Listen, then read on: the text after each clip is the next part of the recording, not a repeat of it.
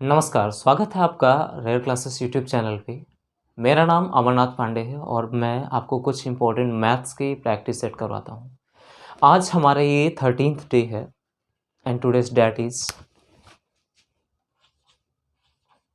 22 of December and 2023। आपको बता देना चाहता हूँ, जैसा हमें पता है कि एसएससी जीडी, यूपीपी कांस्टेबल और रेडियो ऑपरेटर के हाल ही में पेपर लगे हुए हैं और इनकी इम्पॉर्टेंट क्वेश्चंस को सेलेक्ट करके पर डे आपके सामने आता हूँ और एक बेहतरीन सा सेशन और उन क्वेश्चंस को सॉल्व करने का एक अच्छा सा अप्रोच जो कि मैं आपके सामने पर डे लेके आता हूँ। चलिए, आज भी हमारे पास एक ऐसा सेशन है, इसे स्टार्ट करते हैं। कहानी को स्टार्ट करने से पहले आप लोगों को बताना चाहूँगा, जो भी हमारे इस चैनल पे पहली बार आए हैं या इससे पहले भी आ चुके, अगर चैनल सब्सक्राइब नहीं किया है तो इसे जल्दी सब्सक्राइब कर लीजिए। सो स्टार्ट करते हैं। तो हमारे पास पहला क्वेश्चन दिया है स्क्रीन पे। पहला क्वेश्चन है कि 18 वस्तुएं 15 रुपये की औसत कीमत पर बेची गई। 12 वस्तुओं की लागत मूल्य प्रति वस्तु रुपये 16 थी। ठीक है, शेष 6 वस्तुओं में से प्रत्येक का लागत मूल्य ज्ञात करना है यदि इस लेन देन में कोई भी लाभ या हानि ना हुई हो। ऐसे केस में जिस क्वेश्चंस में कोई भी प्रॉफिट या लॉस ना हो, इसका मतलब होता है कि उसकी जो कॉस्ट प्राइस होती है और जो सेलिंग प्राइस होती है वो इक्वल रहती है। मतलब जितनी कॉस्ट प्राइस होगी यानी कि जितने भी उसने खरीदा होगा और जितने भी बेच रहा है वो इक्वल ही होंगे। ठीक है, करते हैं। दे रखा है 18 वस्तुएं 15 रुपए की प्रति औसत कीमत से बेची गई, यानी 15 रुपए की औसत कीमत से बेची गई। तो सबसे पहले लिख लेना हमें आर्टिकल्स, यानी वस्तुएं। आर्टिकल्स यहां पे हो जाएंगे और जो प्राइस है उनकी यहां पे लिख लेना है। अच्छा, ये इन्होंने एवरेज दे रखा है कि 18 वस्तुएं, ठीक है, 15 रुपए औसत कीमत से बेची गई। तो आर्टिकल्स कितने हमारे पास में है? आर्टिकल्स हमारे पास दिए हैं 18 आर्टिकल्स हैं और किस रेट पर बेचा गया है? इनको ₹15 पर बेचा गया है। ₹15 पर इनको बेचा गया है। फिर कहा जा रहा है कि 12 वस्तुओं की लागत कीमत, क्योंकि ये हमने क्या देखा, ये आर्टिकल्स है, ये प्राइस है और ये प्राइस है फॉर एवरेज। तो 18 आर्टिकल्स को हम 15 से मल्टीप्लाई करेंगे तो हमें टोटल प्राइस निकल के आ जाएगी। ये एवरेज है 18 वस्तुओं का, ये एवरेज है फॉर ईच। देखो लिखा है पर आर्टिकल्स, ये स्लैश का मतलब हो गया पर एवो आर्टिकल्स। तो टोटल प्राइस हम निकाल पाएंगे क्या? तो जो टोटल प्राइस निकल के आएगी, टोटल जो प्राइस निकलेगी, टोटल प्राइस इक्वल्स टू 18 को हम 15 से मल्टीप्लाई करेंगे। 18 इंटू 15, 18 इंटू 15 करेंगे तो यहाँ पर आएगा 270। कितना आएगा? 270। तो टोटल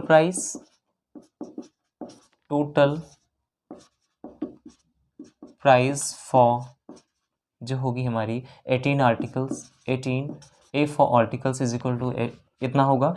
फिर दिया है हमारे पास कि 12 वस्तुओं की लागत कीमत प्रति वस्तु ₹16 थी। तो यहाँ पर एक बार आर्टिकल 18 दे रखा है, अब आर्टिकल हमारे पास 12 दे रखा है और इसकी कीमत ₹16 दे रखा है, 16। टोटल प्राइस कितनी आएगी? हम 12 को मल्टीप्लाई कराएंगे 16 से तो टोटल प्राइस आ जाएगी निकल के और ये आएगी 192। ये टोटल प्राइस आ गई है, ये भी इसकी टोटल प्राइस है। टोटल प्राइस है इसकी, टोटल प्राइस फॉर ये 12 articles equals to ₹192। I hope ये यहाँ तक आपको समझ में आया होगा। अब कहा जा रहा है इसमें कोई प्रॉफिट ना लॉस हो, तो समझेंगे कि यहाँ पर 18 आर्टिकल्स हैं, है ना, उसका प्राइस है 270। तो 270 और ये टोटल प्राइस 12 आर्टिकल्स का 192 निकला, माइनस कर देंगे। और कितने हैं आर्टिकल्स? 18 है और यहाँ पर आर्टिकल्स कितने हैं? ये 12 हैं, ये 18 है। तो 18 माइनस 12, अब जब हम इसको सॉल्व करेंगे तो 270 और 192 को जब हम सॉल्व करेंगे तो आएगा 8 हमारे पास और यहाँ पर बचता है 6 और हम माइनस करेंगे इसको 9 से, आएगा 778/6। अब इसको जब हम सॉल्व करेंगे तो 6 1 जा 6, 6 1 जा 6, 6 3 जा 18। तो हमारे पास आर्टिकल्स कितना निकल के आया? 13। हमसे पूछा क्या गया था? क्वेश्चन में पूछा गया था लागत मूल्य, तो प्रति वस्तु ₹13 की पड़ती है, उसे प्रति वस्तु से 13 रुपये इसकी पड़ती है। आई होप क्वेश्चन समझ में आया होगा। मूव करते हैं नेक्स्ट क्वेश्चन की तरफ। अब क्वेश्चन दिया है, क्वेश्चन में कहा जा रहा है कि ए 8 दिनों में एक काम करता है, बी उसे 12 दिनों में पूरा कर सकता है। यदि वे तीनों मिलकर यह काम 3 दिनों में पूरा कर सकते हैं तो सी अकेला कितने दिनों में करेगा? दिया है कि जो है एक ए है, ठीक है, उसे किसी काम को 8 दिनों में करता है, ए किसी काम को 8 दिनों में करता है। फिर दिया है बी उसे 12 दिनों में करता है, बी है उसे 12 दिनों में करता है। अब एक चीज और दी हुई है कि इसे तीनों मिलकर करते हैं 3 दिन में, यानी कि ए भी मिलता है, ठीक है, बी भी मिलता है और सी भी मिलता है, तो इसे करते हैं 3 दिनों में। अब पूछा जा रहा है कि सी से कितने दिन में करेगा, अगर अकेला सी इस काम को करे तो कितने दिनों में करेगा। ऐसे क्वेश्चंस को हम बहुत ही जल्दी सॉल्व कर सकते हैं। देखो कैसे, इनका और इनका एक कॉमन जो फैक्टर निकल के आएगा वो निकल के आएगा जब हम इसको मल्टीप्लाई करेंगे 12 से, 18 से और 3 से, तो हमें इक्वल मिलना चाहिए। तो वो ऐसा नंबर आएगा 24, इन तीनों का एलसीएम होगा, है ना, 24 इनका एलसीएम होगा। अब 24 जो है 8 से कितने टाइम मल्टीप्लाई है, तो 8 3 ज़ा 24 हमें पता होना चाहिए। 12 को 24 से कितने टाइम मल्टीप्लाई करें जो हमें 24 मिल जाए, तो 12 2 ज़ा 24, और 3 को कितने टाइम मल्टीप्लाई करें, तो 3 को हम मल्टीप्लाई करेंगे 8 टाइम, 3 8 ज़ा 24। क्वेश्चन में कहा जा रहा है यदि तीनों मिलकर इसे 3 दिन में करते हैं तो सी अकेला कितने दिन में काम करेगा। तो तीनों मिलकर काम करते हैं 3 दिन में, तो वो काम होगा इनका 12, एफिशिएंसी उनकी 8 होगी। उनकी एफिशिएंसी कितनी होगी 8। जो काम 12 डेज में करते हैं एफिशिएंसी इनकी होगी 2 डेज की, जो काम 8 डेज में करते हैं उनकी एफिशिएंसी होगी 3 डेज की। आई होप यहां तक समझ में आया होगा। अब कहा जा रहा है कि सी अकेला कितने दिनों में करेगा, तो सी जो अकेला करेगा इन ए और बी से, और हम इसको माइनस कर देंगे तो सी निकल आएगा। तो इनका और इनका का सम की हम बात करें तो इनका और इनका यानी ए प्लस बी, ठीक है, इक्वल्स टू, अगर ये और ये देखा जाए एफिशिएंसी तो होगा 5, है ना, जबकि ए बी सी यानी तीनों की एफिशिएंसी ए प्लस बी प्लस सी की एफिशिएंसी होगी 8। हम ए और जब हम इसे सॉल्व करेंगे तो हम निकालेंगे c इज इक्वल टू कितना होगा 8 माइनस 5, माइनस ही तो करेंगे तो हमारे पास कितना निकल के आएगा 3 निकल के आएगा। यहाँ तक आई होप आपको समझ में आ गया होगा, यहाँ तक आपको समझ में आ गया होगा। अब हम इस वाले स्टेप को इरेज कर रहे हैं, c इक्वल्स टू 3 निकल के आया। अब c जो 3 निकल के आया है वो निकल के किस पे आया होगा, टोटल वैल्यू कितनी थी 24, और 24 पे ये निकल के आया। तो c की जो वैल्यू आई है 24 पे आई है, 24 को हम 3 से डिवाइड कर देंगे, यानी c की जो वैल्यू है तो 3 1 जा 3 एंड 3 8 जा 24। क्वेश्चन में पूछा गया था c अकेला कितने दिनों में कर लेगा, तो c की एफिशिएंसी 8 डेज में c काम पूरा कर लेगा। आई होप ये भी क्वेश्चन समझ में आया होगा। अब नेक्स्ट क्वेश्चन की तरफ चलते हैं। अब क्वेश्चन दिया है हमारे पास में, क्वेश्चन में कहा गया है यात्रा पर गया एक आदमी पहले 120 किलोमीटर 60 किलोमीटर प्रति घंटा की गति से यात्रा की, ठीक है, और अगले 120 किलोमीटर 80 किलोमीटर प्रति घंटा की गति से यात्रा कर सकता है। यात्रा की औसत गति पूछी गई, औसत गति पूछी गई है, तो हमें पता है speed is equal to distance upon time, यानी कुल तय की गई दूरी और लगा हुआ समय, है ना, उसको हम डिवाइड कर देते हैं, इससे स्पीड निकल सकती है। क्वेश्चन में हमसे कहा गया है कि एक यात्रा पर गया एक आदमी पहले 120 किलोमीटर 60 किलोमीटर प्रति घंटा की गति से यात्रा करता है। तो जो पहली डिस्टेंस दी हुई है यानी कि जिसको हम D1 मान लेंगे वो है 120 किलोमीटर, और ये ट्रेवल करता है क्वेश्चन में हमसे कहा गया है एक 60 किलोमीटर पे, ठीक है, 60 kmph की स्पीड से। फिर कहा गया है कि एक है अगले 120 किलोमीटर वो 80 kmph, यानी ये डिस्टेंस 2 दे रखी है, ये दे रखा है अगले 120 किलोमीटर तो 120 किलोमीटर, और ये ट्रैवल करता है 80 kmph, यानी 80 किलोमीटर पर आवर की स्पीड से ट्रैवल करता है। कभी भी अगर हमें औसत निकालना हो ना तो औसत में कुल दूरी बटे कुल लिया हुआ समय हम डिवाइड कर देंगे, हमें ये चीज़ अच्छी तरह से पता है। तो इसी को हम सॉल्व कैसे करेंगे, देखो कुल दूरी कितनी है, ये 120 और ये 120 कितनी हो जाएगी 240, तो डिस्टेंस कितनी निकल के आई 240। अब यहाँ पर समझने वाला एक पॉइंट है जो कि हम समझेंगे कि ये 240 तो है, लेकिन हम क्या स्पीड को भी सेम रख देंगे, ये तो स्पीड है, speed is equal to distance upon time हमें पता होना चाहिए। तो हम इसको जो 60 किलोमीटर पर आ रहा है ना, ये जो 60 किलोमीटर पर आ रहा है इसको हम करेंगे क्या, मेन बात है कि ये 240 किलोमीटर है और ये 60 किलोमीटर पर आ रहा है, ये 80 किलोमीटर पर आ रहा है। जब भी कभी भी हम इन्हें सॉल्व करेंगे तो हम इनके डिनोमिनेटर से इक्वल करेंगे, यानी कि 120 किलोमीटर की जो गति से ट्रेवल करती है ये जाती है 60 किलोमीटर पर आवर की स्पीड से। नेक्स्ट जो है वो जो ट्रेवल करती है 120 किलोमीटर, ये जाती है 80 किलोमीटर पर आवर की स्पीड से। यहाँ तक समझ में आया होगा, दूरी बटे समय हमने ले लिया तभी तो हमारी स्पीड निकल के आएगी, है ना।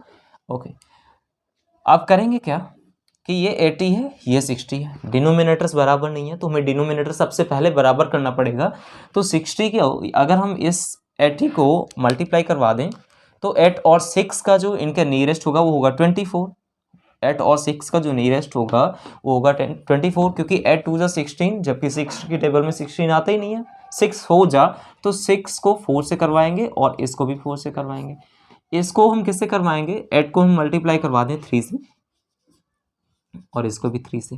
तो हमने एक चीज़ इनमें कॉमन देखने को पाया, वो ये है कि 240 अपॉन कितना, ये हो गया 12 चौके 48 यानी 480, ये हो गया प्लस 480 ये हो गया, वेट 12 दूना 24, 12 या 36, 360 ये हो गया हमारे पास में, ठीक है 360 ही हो गया, अपॉन 6 चौक 24 240 ये हो गया, अपॉन कितना 240 ये हो गया। हम हमेशा अगर डिनोमिनेटर के नीचे डिनोमिनेटर दिया इस वैल्यू को यहाँ पर लाके मल्टीप्लाई करवाएंगे। तो देखो कैसे करवाएंगे, 240 को 240 लिखेंगे, अपॉन कितना, ये 480 और 360 को जब हम ऐड करेंगे तो लास्ट में 0 का 0 और 8 से 14 का 4, ठीक है 4 4 8 यानी 840, और मल्टीप्लाई इसको करवा देंगे 240 से। जो वैल्यू कट रही है तुरंत उनको निपटा दीजिएगा। वैल्यूज जैसे यहाँ पर हमने देखा कि इस 0 से ये 0 कट रहा है, हम काट देंगे, ठीक है। और कोई वैल्यू कट रही है यहाँ पे? हाँ बिल्कुल कट रही है, 4 से कट जाएगी, 4 छंग 24 ये हो गया, ठीक है 4 दूना 8 और 4 एकम 4 ये हो गया। अब यहाँ पर वैल्यू एग्जैक्ट तो कोई कट नहीं, बट ये 3 2 जा 6 है एंड 3 7 जा 21, ठीक है 3 7 जा 21। अब 240 को जब हम 7 से डिवाइड करेंगे तो हमारे पास एक एग्जैक्ट आंसर, क्योंकि क्वेश्चन में पूछा गया है औसत गति क्या है, औसत गति पूछा है, तो हमारे पास आंसर निकल के आएगा 60। जब हम इसे डिवाइड करेंगे तो देखो 7 को मल्टीप्लाई करेंगे तो 7 को हम कितने टाइम मल्टीप्लाई कर सकते हैं, क्योंकि ये 2 भी है यहाँ पे, तो यहाँ पर एक वैल्यू निकल के आती है 24 दूना 48 यानी कि 480 बटे 7, ठीक है 7 सती 49 होता है हमें पता है, लेकिन ये 490 है ही नहीं, है ना। तो 6 टाइम मल्टीप्लाई करेंगे, 7 6 जा 42, 7 6 जा 42। अब बचता है कितना हमारे पास यहाँ पे 42 तो हो गया, बचता कितना 6 बचता है। अब 7 को हम कितने टाइम मल्टीप्लाई करा दें, 7 सती 49, 7 8 56, 7 नीम 63, तो 63 ज़्यादा हो रहा, 7 8 56, तो 68 पॉइंट समथिंग।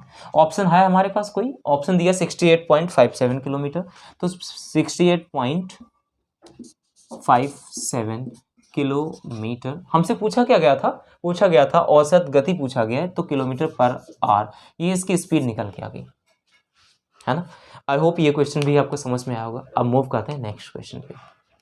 क्वेश्चन दिया है हमारे पास में, क्वेश्चन है 2 कारों की गति का अनुपात 10:11 है। पहली कार 10 घंटे में 500 किलोमीटर की दूरी तय करती है, तो दूसरी कार की गति ज्ञात करें। अनुपात दे रखा है, अनुपात दिया है 10:11, तो कार ए है और एक कार बी है, इनका रेशियो हमारे पास है 10:11। तो हम इनको क्या 10 और 11 रेशियो को हम 10x और 11x बोल सकते हैं, ऑब्वियसली बात बोल सकते हैं। क्वेश्चन में हमसे कहा गया है कि क्वेश्चन में कह रहा है 10:11 है, पहली कार 10 घंटे में 500 किलोमीटर की दूरी तय करती है, तो पहली कार जो तय करती है 500 किलोमीटर यानी कि 10 के एवरेज से, तो उसका निकल के कितना आया, तो 10x इक्वल्स टू 500 किलोमीटर, तो x इक्वल्स टू कितना निकल के आया हमारे पास 50। अब यहाँ तक आपको समझ में आया होगा, है ना, 50 निकल के आया। क्वेश्चन में हमसे पूछा गया है कि तो दूसरी कार की गति यानी ए की गति है 500 किलोमीटर जो कि 10 घंटे में ट्रेवल करती है इस अनुपात से। अब हमसे पूछा गया है दूसरी गति यानी बी है, क्वेश्चन में कह रहा है हमसे तो दूसरी कार की गति क्या है, दूसरी कार की हमें गति निकालनी है, यानी 10x की वैल्यू इतनी है, तो x की वैल्यू कितनी आ गई 50, है ना।